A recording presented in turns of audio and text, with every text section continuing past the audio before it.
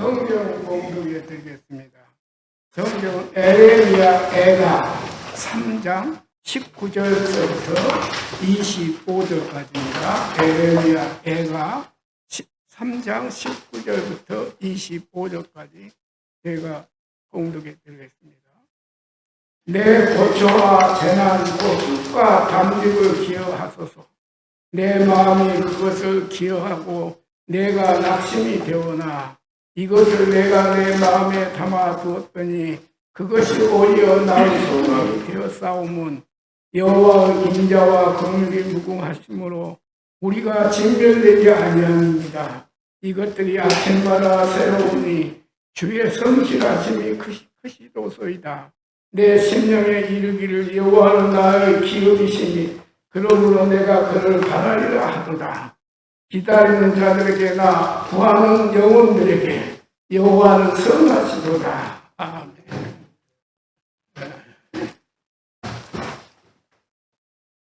이 시간 김민수 목사님께서 나오셔서 여호와는 선하시도라는 말씀으로 선포해 주시겠습니다. 위해 기도하겠습니다. 시간 우리에게 하나님의 귀한 말씀을 허락해 주심에 진심으로 감사드립니다. 시간 허락하신 그 말씀을 통하여서 우리를 향한 주님의 마음을 깨닫게 하심으로 이 악한 세상을 힘겹게 살아가는 우리에게 하나님의 위로와 소망을 얻도록 인도하여 주시옵소서. 감사드리며 예수님의 이름으로 기도드립니다. 오늘 여러분들과 함께 나누고자 하는 말씀은 예레미야 애가입니다. 우리가 눈물의 선지자라고 칭하는 선지자 예레미야의 기록이죠. 이 시간 이 예레미야 애가가 제가 앞서 기도에서도 말씀드렸지만 참 어느 소식을 들어도 요즘에 소망을 느낄 수 없는 이 세상입니다. 요즘에 제가 수요일마다 말씀드리지만 탄식할 수밖에 없는 이 세상 속에서 오늘 이 예레미야 애가의 말씀이 우리에게 또 우리 교구 모든 교구원 분들에게 정말 하나님의 위로와 소망이 되길 소망합니다. 지난주 담임 목사님을 통해 선포되었던 열왕기하 23장 그 중심 인물이 요시야 왕이었습니다. 열왕기 중 가장 긍정적인 평가를 받았던 왕이었죠. 지난 본문에 비추어서 마음을 다하며 뜻을 다하며 힘을 다하여 모세의 모든 율법을 따라 여호와께로 돌이킨 왕은 요시야 전에도 없었고 후에도 그와 같은 자가 없었다. 이스라엘 왕들 중 신앙적으로 가장 좋은 평가를 받았던, 가장 소망되었던 왕이었습니다. 그런데 그가 애국과의 전쟁 중 참 허무하게 죽임을 당합니다. 그리고 이 요시야 왕의 죽음 이후에 이스라엘 왕들은 다시 그 조상이 행했던 악으로 그 모든 일을 따라 여호와 보시기에 악을 행하게 됩니다. 이스라엘은 하나님의 말씀을 버리고 배반하기 시작하고요. 예레미야는 그런 이스라엘 백성들, 남유다 백성들을 향해서 바벨론이 승리할 것이고 이 땅은 바벨론에 의해 처참히 멸망할 것이다 라는 심판의 메시지를 전하게 됩니다. 그가 전하는 메시지는 선민이자 하나님의 백성이라 자부했던 이스라엘 민족들에게 있어서 아주 거슬리는 메시지였을 것입니다. 그렇기에 이스라엘 민족들은 그런 예레미야를 감옥에 수차례 가두기도 하고요. 심지어 고향 사람들과 가족들까지 그를 손가락질하며 외면했습니다. 이 예레미야 하나님의 말씀이었기에, 하나님께서 전하라 하셨던 말씀이었기에 마음은 아프지만 전했습니다. 그로 인해 참 험악한 인생을 살았던 선지자였죠. 이후 요시야 왕이 죽은 지 약 23년 정도가 지난 주전 586년 하나님의 성이었던 예루살렘이 바벨론에 의해 처참하게 파괴됩니다. 모든 유대인들의 영적 신앙적 중심이었던 성전이 불타 사라지게 됩니다. 예레미야는 자신이 전했던 너희가 반드시 멸망할 거야 라고 전했던 그 심판의 메시지가 자신의 눈앞에서 성취되는 장면을 목격했던 선지자입니다. 모든 일련의 사건들, 율법을 지킨 신실했던 요시아가 죽었고, 나의 나라 이스라엘 백성들이 다시 죄로 물들기 시작하고, 그 결과로 예루살렘은 파괴되고 백성들은 포로로 끌려갑니다. 예레미야에게 있어서 이전에 감옥에 갇히고 민족들과 가족들이 자신을 외면하는 것보다 훨씬 고통스러운 일, 예레미야가 정말 피하고 싶었던 그 일이 자신의 눈앞에서 펼쳐집니다. 이 같은 탄식의 시기, 고통의 시기, 탄식으로 기록된 시, 노래가 바로 오늘 우리가 함께 나눌 이 예레미야 애가입니다. 애가입니다. 한자 표기로는 우리에게 슬픈 노래라는 의미로 받아들여지는데요. 예레미야 애가 1장 1절에서도 이렇게 슬프다라는 번역으로 시작하고 있습니다. 1장 1절 말씀을 한번 보여주실 수 있을까요? 제가 앞부분만 잠시 읽어드리겠습니다. 슬프다 이 성이여, 전에는 사람이 많더니 이제는 어찌 그리 적막하게 앉았는고. 이 슬프다, 이 눈물 때문에 우리에게 예레미야는 눈물의 선지자로 알려져 있습니다. 그런데 단순히 슬픔, 눈물이라는 표현은 이 예레미야 애가에서 예루살렘의 멸망을 바라보는 이 예레미야의 그 깊은 마음, 감정을 제대로 드러내는 표현은 아닌 것 같습니다. 예레미야 애가의 히브리 성경 이름은 에카라고 합니다. 여러분들 비슷하죠? 히브리 표현인데 에카입니다. 이 히브리어로 에카, 이 에카라는 표현은요, 정말 비극적인 상황 앞에, 정말 기막힐 정도로 비극적인 상황 앞에 이루어지는 깊은 탄식의 표현입니다. 우리가 전에 시편 3편의 탄식시를 나눌 때 여호와여라는 그 다윗의 한마디의 탄식에 대해서 이야기를 했었는데요. 이 에카라는 탄식은요, 하나님을 향한 탄식도 아닙니다. 히브리어적 의미적 표현으로는 어째서, 어찌하여 라는 표현이고요. 더 정확한 표현으로는 정말 내 속에서 정말 기막힐 때 나오는 라는 표현입니다. 이 어떤 표현도 떠오르지 않아 정말 억장이 무너지는 가운데 내 무의식적으로 가슴에서 나오는 탄식이 바로 이 에카라는 탄식입니다. 그러니까 폐허가 된 황무지가 된 이 예루살렘을 바라보면서, 저 멀리 불타는 성전을 바라보면서 넋이 나간 상태, 우리 젊은이들의 표현으로 멘붕이라고 하죠. 이 에카라는 표현, 그래서 개역개정 성경에는요 1장과 2장 그리고 4장에서 각각 1절에 슬프다라는 표현으로 이 에카라는 표현이 드러나 있습니다. 그래서 그러니 이 1장부터요 그 탄식으로 이 예레미야 애가 1장을 시작하고 있다는 것입니다. 이 성이여, 전에 어찌 그렇게 사람이 많더니 이제는 어찌 그리 적막하게 앉았는고라고 시작해 쭉 이 이스라엘 백성들의 죄를 고발하다가요 1장 22절 나의 탄식이 많고 나의 마음이 병들었나이다 라고 고백하고, 또 2장을 다시 시작하면서 이 기막힌 현실을 바라보며 어째서라고 탄식하며 다시 2장부터 그의 고백을 시작한다라는 것입니다. 여러분들, 선지자의 이 예레미야의 감정이 느껴지십니까? 1장 1절에 이 에카라는 탄식이 바로 이 히브리 성경, 이 예레미야 애가의 제목이 되는 것입니다. 이 히브리 성경을 헬라어로 번역한 70인역 성경의 제목은 큰 울음, 탄식이라는 의미가 담겨 있고요. 여기에 교회가 이 시의 저자를 예레미야로 인정하기에 이 시를 예레미야의 눈물의 시, 예레미야의 눈물의 노래라는 의미에서 예레미야 애가라는 제목을 붙이게 된 것입니다. 왜 예레미야가 이런 탄식, 거의 반정신이 나간 상태에서 이 한숨의 깊은 탄식의 소리를 내뱉고 있습니까? 누구보다 이 예루살렘의 이 남유다의 심판을 바라지 않았던 사람이기 때문이죠. 예레미야가 그의 심판의 메시지를 전하면서 제발 저 타락한 백성이 이 하나님의 메시지, 이 두렵고 피하고 싶은 이 메시지를 들으면서 회개하여 돌이키기를 이 예레미야가 얼마나 바랐겠습니까? 예레미야가 이들에게 메시지를 전한 기간이 거의 40년이 넘어간다라고 합니다. 같은 민족에게 박해를 받고 폭력에 노출되고 수차례 갇히고 외면당하면서도 그가 그 심판을 전하면서 가장 바랬던 것이 무엇이었겠습니까? 백성이 회개하는 것이었다라는 것입니다. 예레미야 29장에 이 바벨론 포로 70년 이후에 이스라엘이 다시 이 땅으로 돌아올 것이라는 약속이 하나님을 통해 주어집니다. 그런 약속이 있었기 때문에 예레미야 아무렇지도 않았을까요? 아니죠. 예레미야는 누구보다 이 심판을 피하고 싶었던 사람 중에 하나입니다. 심판은 고통스러운 것이죠.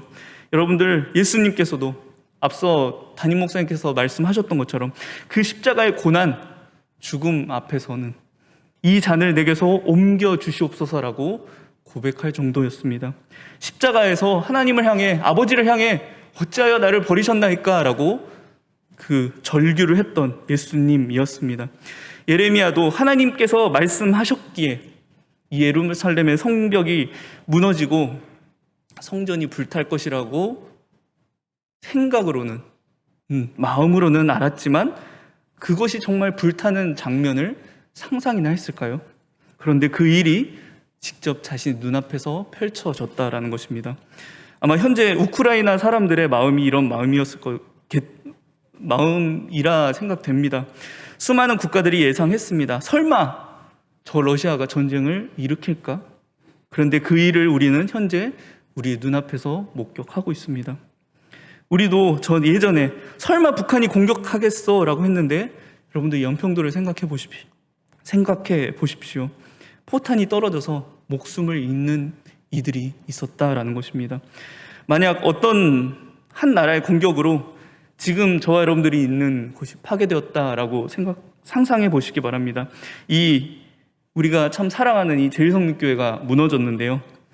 나 혼자 겨우 살아남아서 자네를 해치고 이 밖으로 나왔는데 이 상도동 모든 땅이 여러분들 파괴되어 있다라고 여러분들 상상해 보시기 바랍니다. 모든 것이 사라져 있습니다.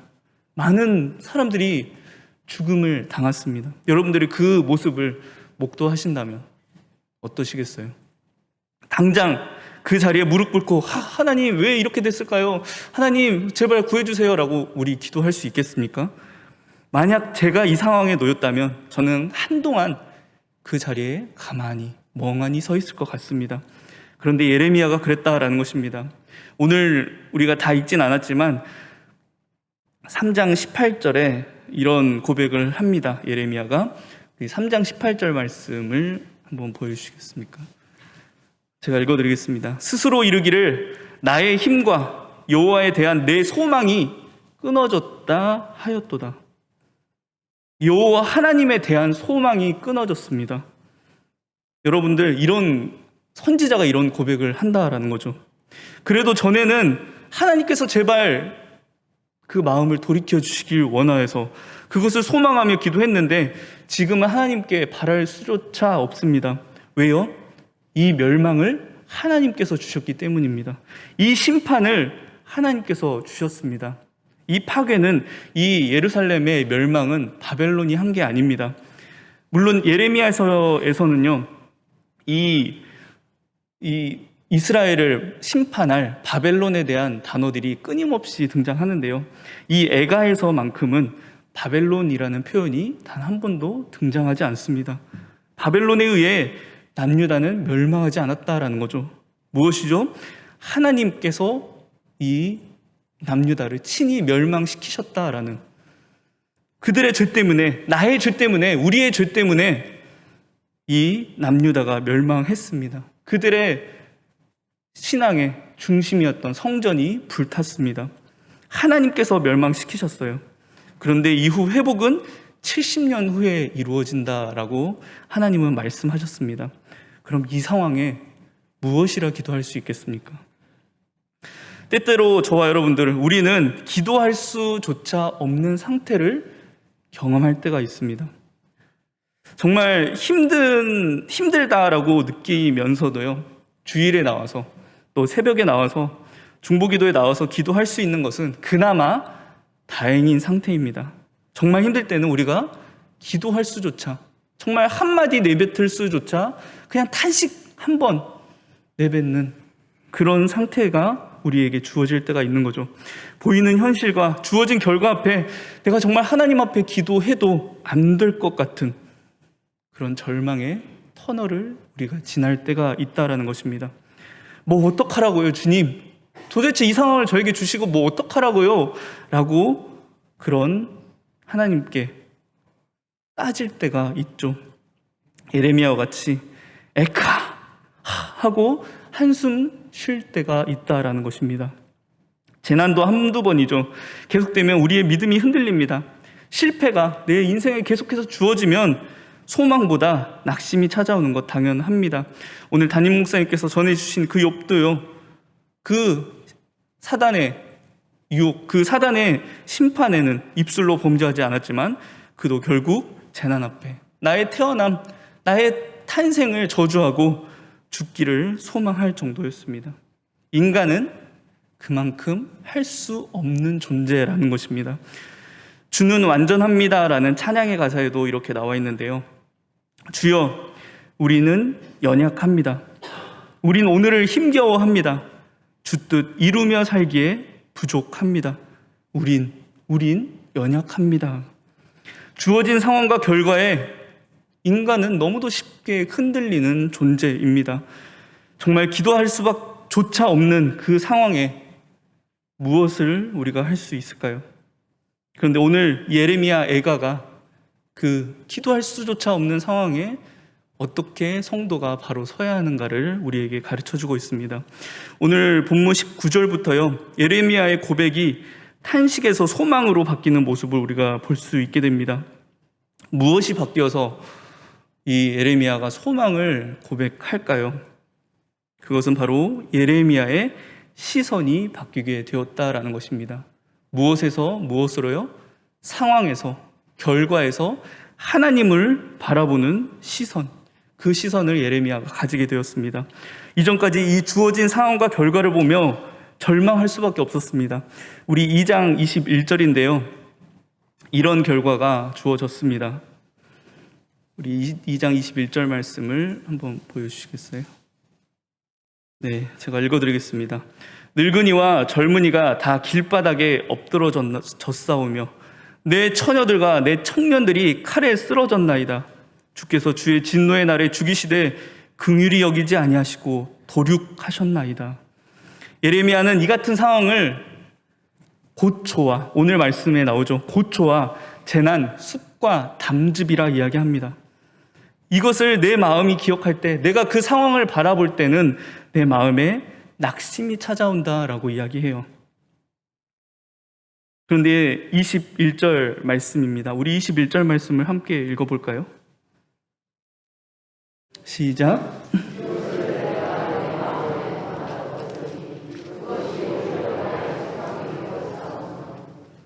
여기 이것을 내가 내 마음에 담아두었더니, 여기서 이것은요, 앞에서 19절에 이야기하는 하나님께서 내 고초와 재난, 쑥과 담즙을 기억하신다라는 사실입니다. 주님께서 내 아픔을, 이 기막힌 상황을 주님이 알고 기억해 주신다라는 믿음을 가지게 되었다라는 거죠. 그가 이같이 믿을 수 있는 이유가 무엇입니까? 이 소망의 근원이 어디에 있습니까? 우리 21절과 23절 말씀도 우리의 입술로 다시 한번 읽어보겠습니다. 시작.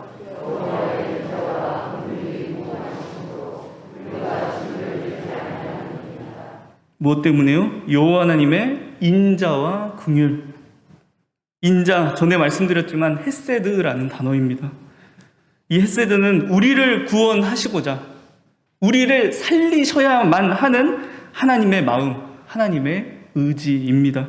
그런데 그 구원의 과정이, 회복의 과정이 아름답지 않을 때도 있는 거죠.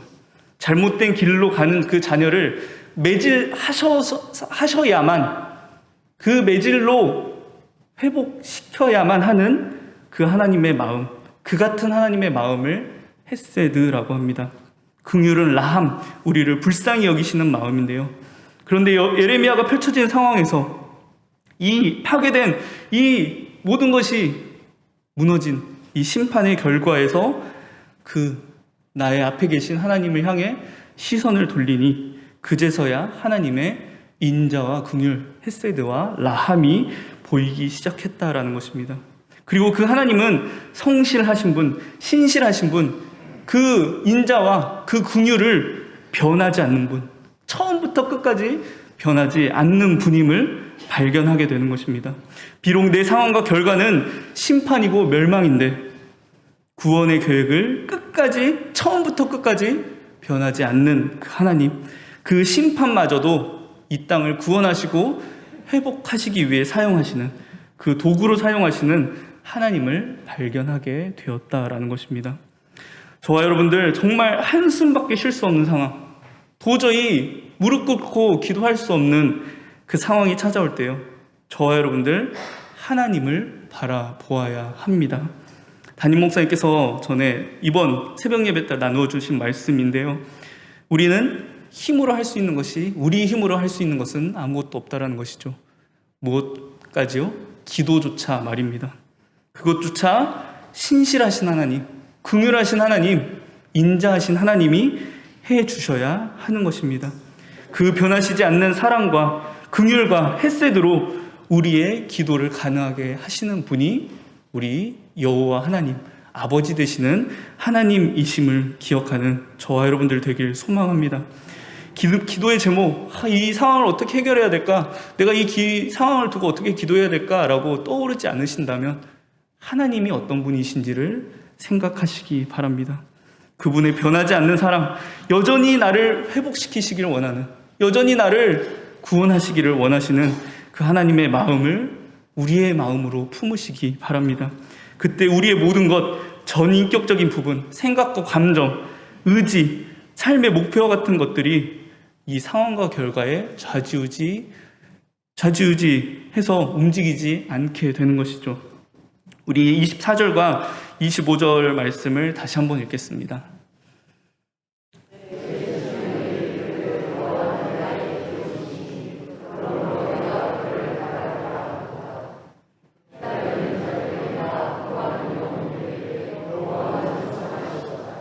여기서 심령, 영혼이라는 단어, 지난 수요 예배 때 오신 분들은 아마 들으셨을 텐데요. 히브리어 네페쉬라는 단어입니다. 이것은 나의 그냥 어떤 생각적인 부분, 영적인 부분뿐만 아니라, 마음적인 부분뿐만 아니라 인간을 구성하는 그 전인격적인 전체 부분을 이야기하는 단어입니다. 그러니 내 생각과 감정, 삶의 의지와 목표, 나를 구성하는 그 모든 것이 상황과 결과에 따라 좌지우지 되는 것이 아니라, 내가 그 상황과 결과를 바꾸기 위해 그 문제에 뛰어드는 것이 아니라 나를 온전히 하나님께 맡김으로 하나님께서 그 문제를 인도하심, 하나님께서 하심을 기다릴 수 있게 되는 것입니다. 비록 내 눈앞의 결과는 내 기대와는 달라도 하나님의 인도하심을 내가 전적으로 신뢰할 수 있게 되는 것입니다. 그리고 더 나아가 내 삶에 어떠한 결과가 주어져도 여호와의 선하심, 여기서 선하심은 토브라는 말이죠. 토브의 하나님을 내가 고백할 수 있다는 것입니다. 함께하는 저와 여러분들, 우리 성도님들 가운데, 또 우리 가운데, 우리 공동체 가운데 정말 하루하루를 겨우 정말 한 발자국 살아가시는 분들이 계신다면 오늘 저와 여러분들에게 허락된 이 예레미야 애가의 말씀이 정말 큰 소망 되기를 바랍니다. 지금 이 순간도 하나님께서는 우리의 문제를 하나님의 문제로 삼고 그 구원을 이루어 가시는 하나님임을 기억하시기 바랍니다. 지금 이 순간도 그 하나님의 인자하심의 손은 저와 여러분들의 손을 놓고 있지 않습니다. 이 코로나의 상황, 저 전쟁의 상황, 이 갈등과 분열이 가득한 이 사회의 상황 속에서도 참 탄식할 수밖에 없는 이 세상 속에서 신실하신 하나님, 토브와 헤세드의 하나님을 바라보는 저와 여러분들이 되길 정말 소망합니다. 이 세상은요, 결과에 따라 모든 것을 판단합니다. 결과에 따라 모든 것을 재단합니다. 심지어 하나님마저 그 결과에 따라 재단하는 세상입니다. 제가 이 전쟁이 터질 때 초반에, 지금 이제 전쟁이 거의 한 달 가까이 돼가는데요. 초반에 그 전쟁에 관련된 한 누군가가 쓴 그 글을 짧은 글을 본 적이 있는데요. 그 사람은 이렇게 이야기하더라고요. 신이 있다면 제발 이 전쟁이 끝나길 바랍니다. 근데 지금까지 전쟁이 끝나지 않고 있잖아요. 그럼 그 사람에게 있어서 신은 뭘 하고 있을까? 그 믿지 않는 사람들에게 있어서 하나님의 존재는 어떤 존재일까라고 생각이 되는 것입니다. 그때 저와 여러분들이 필요하다라는 것입니다.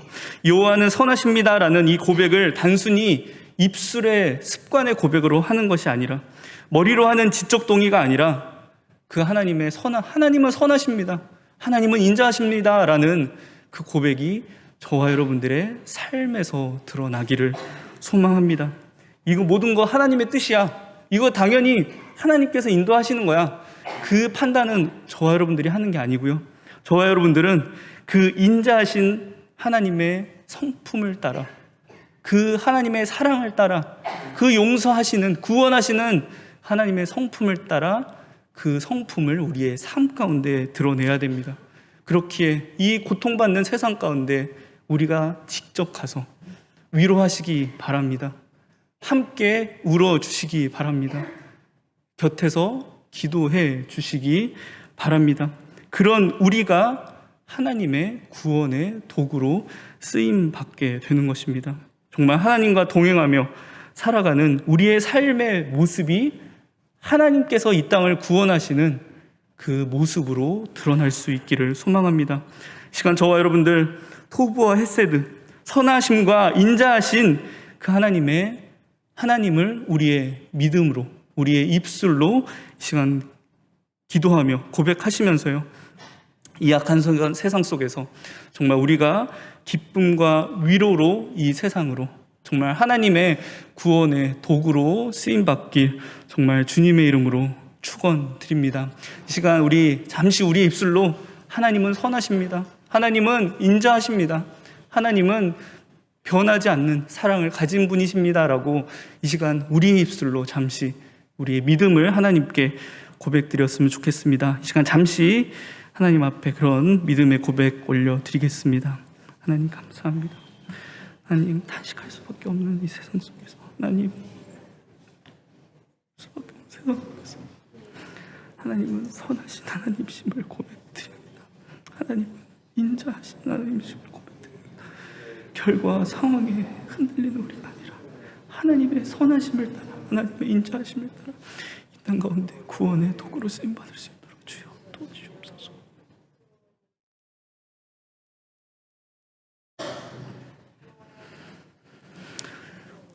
기도하겠습니다. 이 시간 하나님이 그 귀한 말씀을 통하여서 탄식할 수밖에 없는 이 세상을 살아가는 우리에게 오늘 하나님의 말씀으로 위로해 주심에 진심으로 감사드립니다.